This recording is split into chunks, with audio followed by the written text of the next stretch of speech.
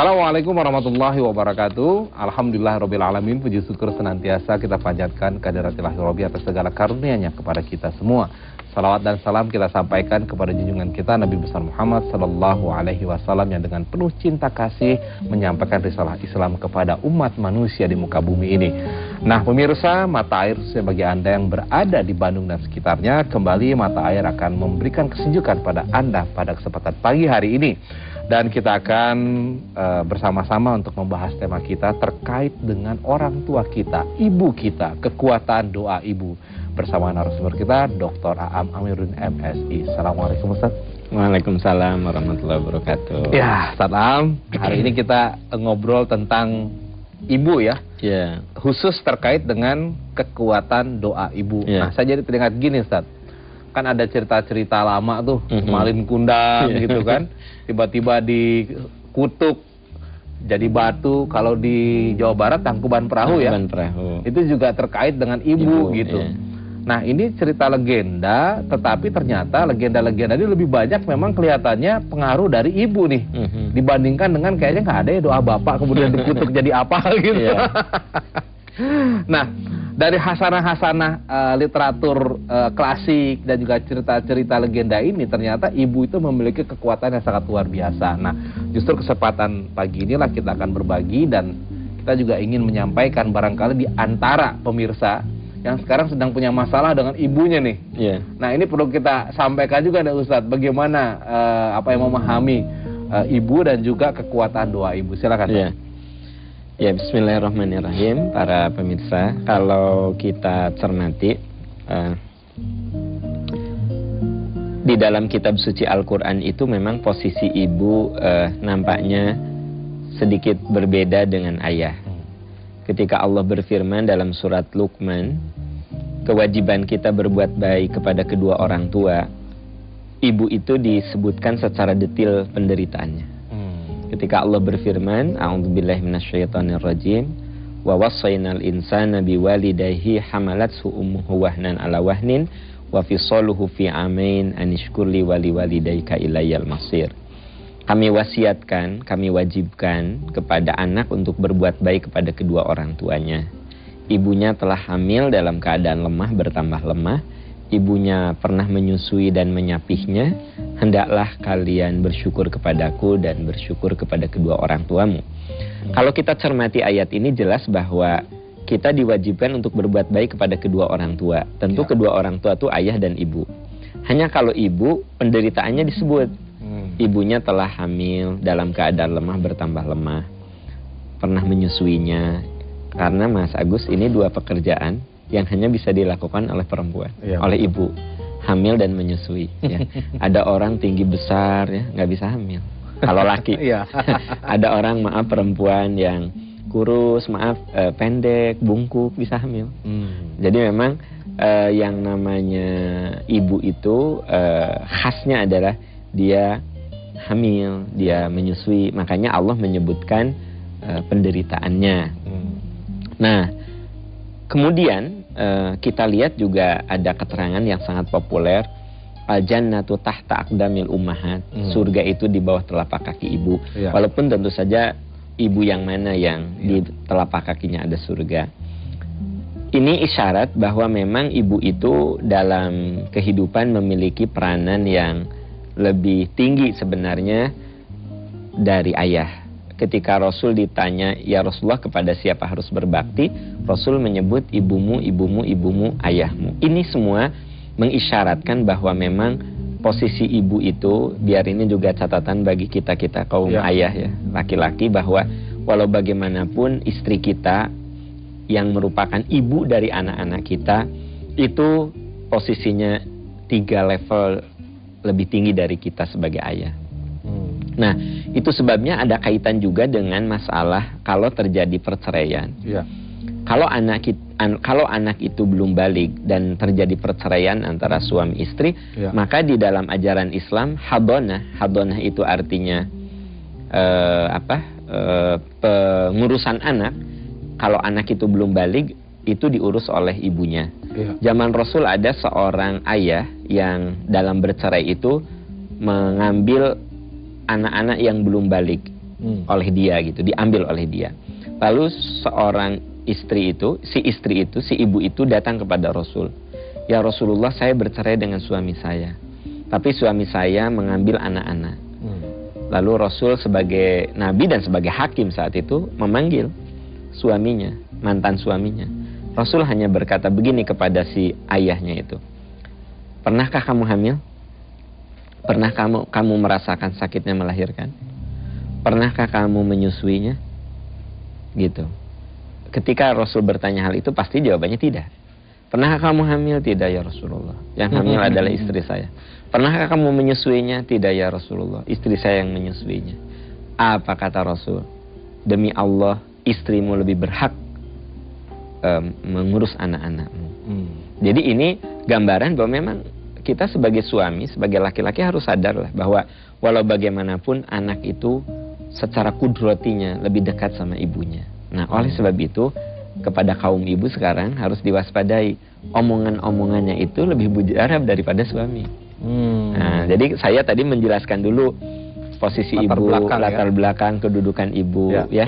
Nah, dibanding dengan ayah gitu. Nah, ini berdampak lain juga bahwa omongan ibu itu doanya itu lebih mustajab daripada doa ayah.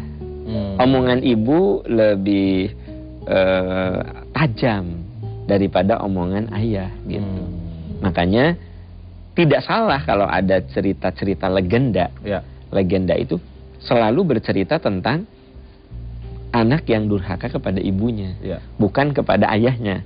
Karena memang kalau kita lihat legenda-legenda itu juga berkait dengan masalah yang dibahas dalam ajaran-ajaran agama sebenarnya. Nah, kemudian yang tidak kalah penting juga bahwa di dalam hadis Rasul diungkapkan kullukum ra'in, setiap kamu adalah pemimpin, wa kullu ra'in mas'ulun an ra'iyatih, dan setiap pemimpin akan ditanya tentang kepemimpinannya. Wal mar'atu, dan seorang ibu ra'iyatun fi baitiha, dia akan dimintai pertanggungjawab bagaimana memanage dan mendidik anak-anaknya. Jadi artinya begini, kalau anak itu tidak bisa makan, anak itu tidak bisa sekolah, anak itu gizinya kurang karena si ayah kurang berjuang untuk menafkahi anak, maka ayah yang akan duluan dimintai pertanggungjawab.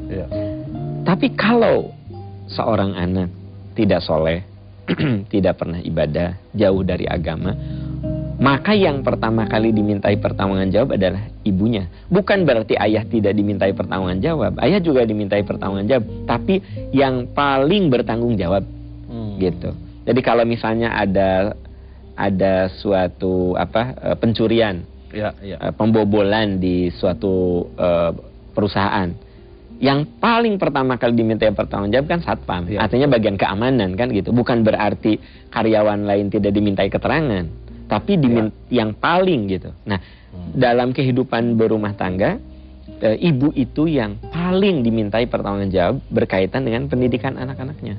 Itu sebabnya doa ibu sekali lagi lebih mujarab, lebih hebat pengaruhnya daripada doa ayah.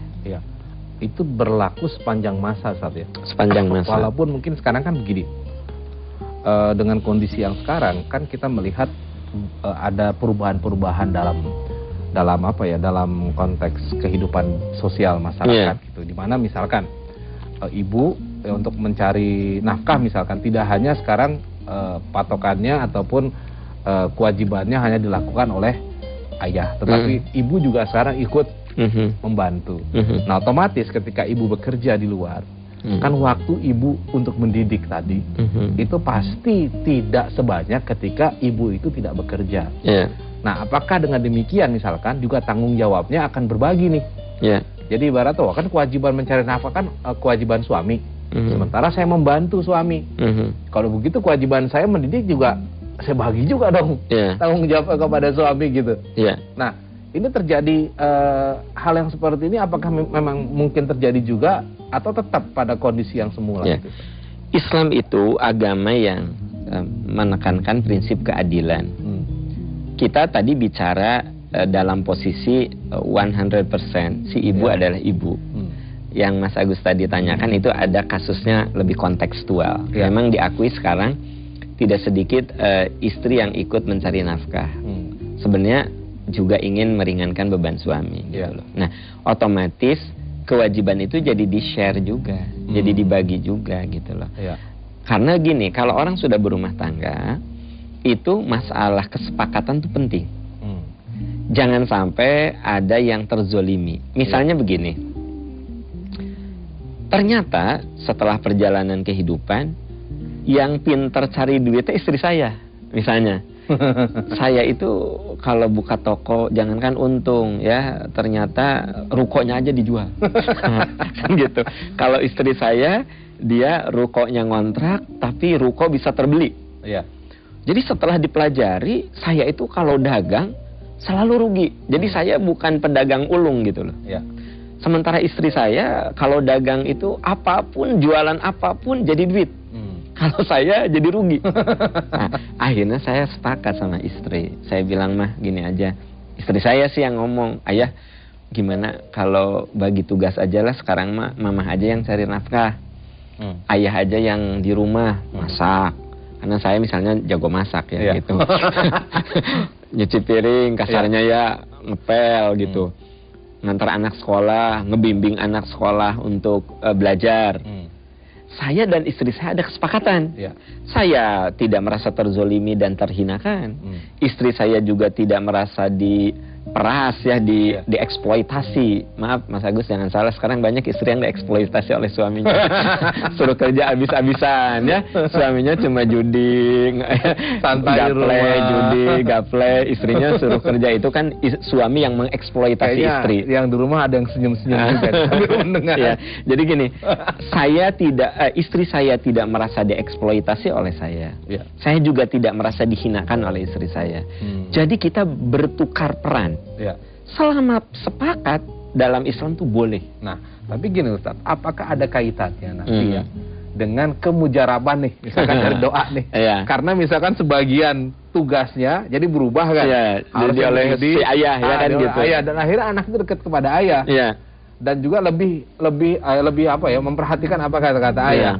Nah, apakah ini juga akan mempengaruhi, kalau gitu doa ibu tidak semujarab nih. Kalau seandainya ibu yang betul-betul fokus gitu, menjalankan kewajibannya. Bahwa doa ibu itu lebih mujarab tak bisa tergantikan dengan bertukar peran. Karena jadi kehebatan doa ibu tidak berubah dengan berganti peran. Karena ada peran yang tidak pernah bisa digantikan, yaitu hamil dan menyusui. Makanya di Quran dijelaskan apa? Hamalat ummuhu wahnan ala wahnin. Ibunya telah hamil dalam keadaan lemah bertambah lemah. Ibunya pernah menyusui dan menyapihnya. Ini artinya peran ini tidak bisa ditukarkan. Peran ini, kalau peran misalnya mengajari anak itu bisa ditukarkan. Memandikan anak bisa ditukarkan. Tapi membesarkan anak dalam rahim itu tidak bisa dipertukarkan. Nah, sementara kekuatan doa ibu berkaitan dengan peran yang tidak pernah bisa ditukarkan itu. Jadi dengan demikian, ini hanya hubungan tukar peran saja, tapi tidak mengubah posisi kekuatan doa ibu. Tetap ya. Di situ. Nah, tapi gini Ustaz, tadi Ustaz sempat menyampaikan surga di bawah telapak kaki ibu, tapi ibu yang mana dulu? Nah, ini kan berarti ada juga ibu yang tidak memiliki surga di telapak kakinya. Nah, kalau demikian, ada nggak korelasinya juga yang ternyata ibu juga doanya tidak setajam, tidak setajam yang seharusnya gitu. Nanti bagaimana Ustaz? Begini, yang dimaksud doa ibu itu mujarab, doa-doa yang indah, doa-doa yang baik, yang dibenarkan agama. Karena maaf, ada kasus begini Mas Agus ya. Saya punya mahasiswa, dia itu curhat dalam arti minta solusi. Dia itu berkerudung. Tadinya tidak berkerudung. Tidak berkerudung. Berkerudung. Setelah berkerudung, ibunya nggak setuju. Sampai kata ibunya, kalau kamu tetap berkerudung, dengar ya kata-kata kata-kata mama, kata saya. Kamu susah dapet jodoh, tahu nggak? Itu kan doa kan? Iya benar. Si anak curhat sama saya, mahasiswa ini. Pak, saya bingung Pak. katanya kan doa ibu itu mujarab. Saya berkerudung, ternyata orang tua saya nggak setuju. Sampai orang tua saya mensumpah serapahi saya bahwa kalau berkerudung saya bakal susah dapat jodoh gitu. Saya bilang begini, sumpah serapah ibumu itu tidak akan dikabulkan oleh Allah karena omongannya tidak diridhoi Allah. Nah, tidak diridhoi. Jadi doa itu dikabulkan oleh Allah kalau diridhoi Allah. Maaf, misalnya gini, ada anak yang ngotot dia misalnya berpacaran dengan yang berbeda agama. Si ibunya gini, nak sayang, mama tuh nggak ridho ya kamu nikah. Mama nggak ridho punya mantu yang berbeda agama. Gitu. Sampai ibunya keluar kata-kata yang misalnya yang tadi. Kamu berumah tangga kalau beda agama nggak akan diberkahi, nak. Itu kan doa ibu. Saya bilang, nah kalau gitu doa ibu ini benar. Karena si anak melanggar aturan Allah gitu loh. Tapi kalau tadi kan kasusnya si anak apa? Melaksanakan perintah Allah. Jadi doa ibu akan terhambat juga. Karena Allah tidak ridho dengan doa itu. Nah, itu kalau dengan kontennya. Kalau dengan sikap ibunya gimana, Ustaz? Misalkan gini, ada seorang ibu, bolehlah dikatakan kesehariannya dia mungkin profesinya, misalkan anggaplah misalkan WTS gitu. Ya kan? Nah, apakah seseorang ibu yang memiliki profesi yang seperti itu juga mempengaruhi terhadap ketajaman doanya, walaupun doanya baik? Kalau maaf, profesi yang buruk itu tidak berpengaruh pada kekuatan kata-kata ibu yang baik kepada anak. Karena pekerjaannya yang buruk itu di luar doanya, itu itu sisi yang lain. Gitu. Maaf sekali lagi, ada ahli ibadah kalau doanya jelek nggak akan dikabulkan juga. Misalnya ya kayak tadi misalnya si ibu tuh ahli ibadah gitu. Tapi dia maunya anaknya itu berkerudung nantilah kalau udah nikah. Gitu. Tapi ternyata anaknya ngotot kan. Walaupun si ibunya itu suka ibadah. Kalau dia bilang pokoknya kamu kalau berkerudung tidak akan susah, itu bakal susah kamu dapat jodoh, susah dapat rezeki kan gitu. Si ibu itu sebut saja ahli ibadah. Maka itu kata-kata sumpah serapannya tidak berpengaruh.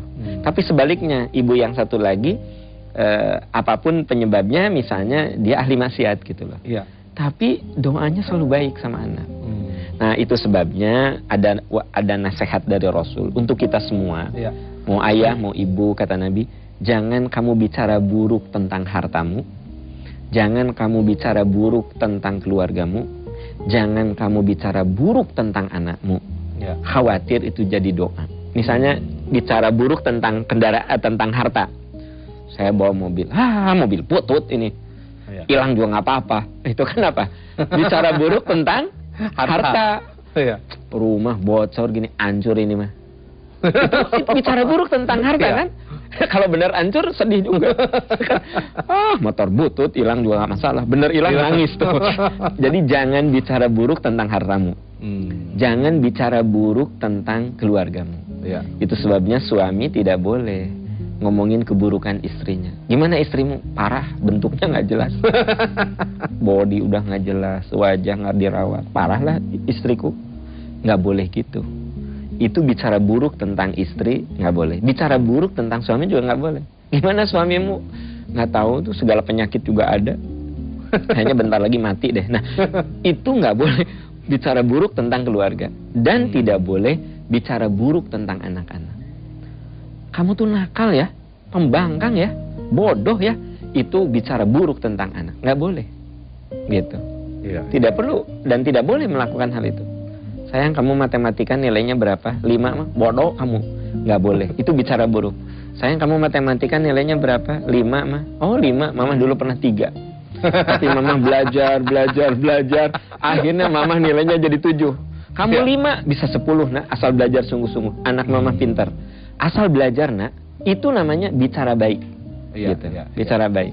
Jadi membuat energi positif selalu orang tua. Karena apa? Kemujaraban tadi, Ustaz. Kemujaraban. Nah, terus gini Ustaz, bisa nggak kita kan kalau ketika bicara mujarab, bicara strategi nih. Jadi kalau gitu saya malas, nggak usah doa, suruh ibu aja sendiri doa. Boleh gitu Ustaz. Jadi setiap ada niatan dari anak nih, karena kan orang tua yang lebih mujarab kan doanya kan. Ya kan bisa diijabah kalau gitu ya udah ibu bisikin ibu jadi doa dong. nggak pernah doa kita ya. Iya, kasih aja ke orang tua deh. Bagi rekan-rekan yang belum menikah nggak akan berdoa, mah doain aku ya biar dapat jodoh gitu ya. Gitu ya. Begitu maksudnya. Bagi yang belum dapat kerjaan mah doain aku ya biar dapat kerjaan gitu kan. Ya, tolong diingat, ibu itu doanya mujarab, tapi dia bukan juru doa. Doa ibu tuh mujarab, tapi dia bukan juru doa. Maksudnya dia adalah mengcover setelah kita berikhtiar dan berdoa. Jadi kitanya harus berikhtiar, kitanya harus berdoa, ibu membackup gitu. Dan jangan salah, Allah akan selalu mengabulkan doa siapapun selama itu akan jadi kebaikan untuk kita. Jadi ada doa orang tua yang tidak dikabul bukan jelek ya, tapi memang nggak akan bagus untuk kita. Iya. Ya contoh sederhana misalnya kalau nyontoin diri sendiri harus yang bagus ya Mas Agus. Saya berdoa untuk jadi menteri ya gitu. Ibu saya juga nggak doain, tapi saya nggak jadi menteri misalnya. Secara akal manusiawi kan jadi menteri mungkin lebih punya nama lah, minimal ada gitu di mana di susunan kabinet ya gitu. Sekarang nama saya kan nggak ada di susunan kabinet ya. Jangan salah, boleh jadi menurut Allah itu lebih bagus bagi saya. Ya. Saya sih pengennya itu, tapi boleh jadi menurut Allah kamu mah jangan jadi menteri, udahlah kamu mengajar aja di kampus, di musola gitu. Itu yang terbaik gitu. Makanya ada doa orang tua juga tidak dikabulkan karena Allah tahu ini nggak bagus. Untuk orang itu nggak bagus gitu. Iya. Atau ada juga barangkali doa yang antara anak dan orang tuanya nggak sinkron ini Ustaz. Misalkan orang tuanya menginginkan apa, anaknya menginginkan apa. Nah ini dalam kaitan begini Allah belum melihat yang mana sebenarnya? Ya yang paling maslahat. Jadi gini, Allah itu maha adil dan Allah hanya mengabulkan yang akan baik untuk kita. Itu sebabnya salah satu rumus dalam berdoa kan harus husnuzon, baik sangka. Nah, kemudian satu hal yang ini menurut saya tuh harus harus benar-benar digarisbawahi bahwa sehebat apapun kita nih sebagai anak berbuat baik kepada orang tua terutama ibu, sebenarnya kebaikan beliau tuh nggak bisa dibalas. Ini saya baca dalam satu riwayat. Katanya Nabi Muhammad itu bertemu dengan seorang anak muda yang pundaknya penuh luka. Lalu Nabi bertanya, kata Nabi, kenapa pundakmu ini? Dia jawab, ya Rasulullah, pundak saya penuh luka karena saya selalu menggendong ibu saya. Saya sangat sayang kepadanya. Coba bayangkan, saking dia sering gendong ibunya, sampai pundaknya banyak luka. Kalau tidak sedang gendong ibunya, jangankan gendong, nempelin baju aja dia udah gak kuat. Tapi begitu ibunya misalnya mau ke belakang, mau ada keperluan, dia rasa sakitnya itu hilang. Saking sayang coba, gendong. Lalu kata orang itu, kata anak muda itu, ya Rasulullah, bila saya melakukan hal ini kepada ibu saya, apakah saya termasuk anak berbakti? Jadi dia make sure, apakah saya termasuk anak yang berbakti? Anak muda itu dipeluk oleh Rasul. Apa kata Rasul? Sungguh kamu telah berbakti kepada ibumu dan pasti Allah ridho kepadamu. Tapi ketahuilah, cinta ibumu tidak akan pernah bisa kamu balas. Jadi di dunia ini ada cinta yang tidak akan pernah bisa kita balas, yaitu cinta ibu kepada anaknya. Itu hampir semua ibu. Tapi kalau seandainya ada ibu yang menerlantarkan anaknya, ya itu pengecualian ya. Maksud saya kita bicara dalam konteks ibu yang normal gitu ya. Kita bicara dalam konteks kan maaf yang abnormal itu cuma sebagian kecil. Ya misalnya ibu yang nyiksa anaknya yang itu ada sih, tapi keumumannya gitu. Mungkin yang begitu nggak nyampe 5% lah ya. Tapi keumumannya pasti seorang ibu itu nuraninya yang luar biasa. Makanya kata Nabi, kebaikan ibumu itu tidak akan pernah bisa kamu balas. Jadi sebagai anak Ustadz, sebaiknya gimana kita menyikapi kedua orang tua nih? Pertama, kalau beliau masih hidup, Allah berfirman, wahfid lahuma janahadzuli minar rahmah. Dirimu, kamu harus merendahkan diri untuk mencintai mereka. Maksudnya ada saat dimana kita mengalah demi membahagiakan mereka gitu. Kemudian wala taqul lahuma ufin, jaga lisanmu jangan sampai menyakitkan gitu.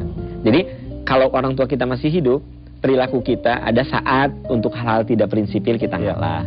Terus lisan kita juga harus dijaga jangan sampai menyakitkan. Sama kedua orang tua atau Sama. lebih dominan ke ibu? Sama hanya mungkin ibu tetap punya posisi lebih ya gitu. Tapi prinsipnya karena menurut ayat tuh wahfid lahuma, rendahkan dirimu untuk keduanya. Iya, iya. Lalu ada lagi wala taqul lahuma. Iya. Jangan kamu bicara kepada keduanya. Jadi Pembicaraannya walaupun kasar. ibu lebih Ya. mujarab dalam sisi doa, tetapi perlakuan Anak sama. nggak boleh dibedain. Iya, juga dan ya. ini juga catatan. Kita dengan istri boleh ada konflik. Dengan istri bahkan boleh ada cerai. Tapi tidak boleh menjelekan istri kita di depan anak-anak. Istri tidak boleh menjelekan